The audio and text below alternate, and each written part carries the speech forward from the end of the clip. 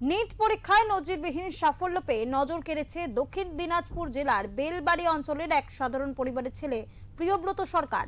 এই অসামান্য সাফল্যের স্বীকৃতি হিসেবে আগামী মঙ্গলবার নবান্নে মুখ্যমন্ত্রী প্রিয়ব্রতকে সংবর্ধনা জানাবেন। দক্ষিণ দিনাজপুর জেলার দুই বেলবাড়ি অঞ্চলের ঠেঙ্গাপাড়া এলাকার বোয়ালদহ গ্রামের প্রত্যন্ত পরিবেশে বেড়ে ওঠা এক সাধারণ পরিবারের ছেলে প্রিয়ব্রত সরকার আজ সে নিজের অসাধারণ মেধা, অদম্য পরিশ্রম ও অদম্য ইচ্ছাশক্তির জেরে গোটা জেলার মুখ উজ্জ্বল করেছে।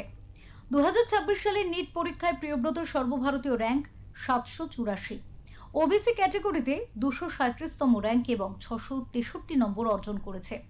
এই ফলাফলের মাধ্যমে সে শুধু দক্ষিণ দিনাজপুর জেলার সর্বোচ্চ নম্বরপ্রাপ্ত ছাত্রই নয়, গোটা পশ্চিমবঙ্গের অন্যতম কৃতী পরীক্ষার্থী হিসেবে নিজের নাম প্রতিষ্ঠিত করেছে। রাজ্যের সেরা 100 জন কৃতী ছাত্রছাত্রীর তালিকায় স্থান পাওয়ার গৌরবও অর্জন করেছে সে। এই অসামান্য সাফল্যের স্বীকৃতি হিসেবে আগামী মঙ্গলবার নবান্নে মুখ্যমন্ত্রী প্রিয়ব্রতকে সংবর্ধনা জানাবেন। রাজ্য সরকারের পক্ষ থেকে তাকে একটি ল্যাপটপ উপহার দেওয়া হবে। জেলা প্রশাসনের উদ্যোগে নবান্নে যাতায়াত, থাকা, খাওয়া সহ সমস্ত প্রয়োজনীয় ব্যবস্থাও ইতিমধ্যে সম্পন্ন করা হয়েছে। আমরা আত্মীয় স্বজন হিসেবে সবাই তো খুশি, তার সাথে এলাকাবাসী, আমাদের রাজ্যেরও গর্ব। এত ভালো রেজাল্ট আশা করা যায় না, এক্সপেকটেশনের বাইরে। কি কারণে?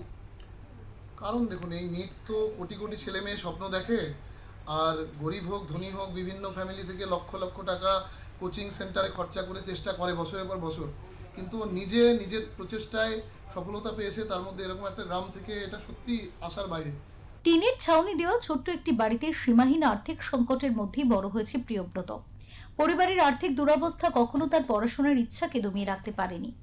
প্রিয়ব্রতের শিক্ষা জীবনের শুরু থেকে উচ্চ মাধ্যমিক পর্যন্ত প্রতিটি ধাপ কেটেছে নিজের গ্রামের ঠেঙ্গাপাড়া উচ্চ বিদ্যালয়ে। বড় শহরের আধুনিক পরিকাঠামো, ব্যয়বহুল কোচিং কিংবা বিশেষ সুযোগ সুবিধা ছাড়াই গ্রামের সাধারণ পরিবেশে পড়াশোনা করে সেই নজিরবিহীন ফল করেছে। আমি নিট 2026 দিয়েছিলাম এবং আমার সর্বভারতীয় র্যাঙ্ক হয়েছে 784। পরীক্ষাটা কবে হয়েছিল? পরীক্ষাটা 21শে জুন কন্ডাক্ট হয়েছিল এবং রেজাল্ট বের হয় 16 তারিখ জুলাই। তখনই কি আশা করেছো যে মুখ্যমন্ত্রী হাত ধরে তোমাকে ডাকবে? না, একেবারেই না। আমি আশা করতে পারিনি যে মানে অনারেবল সিএম আমাদের ডাকবেন। তুমি কবে জানতে পারলে? হ্যাঁ, আমি কাল জানতে পেরেছি সিএম আমাদের ডাকছে। তো কবে যাচ্ছ? আমরা মঙ্গলবারে যাচ্ছি।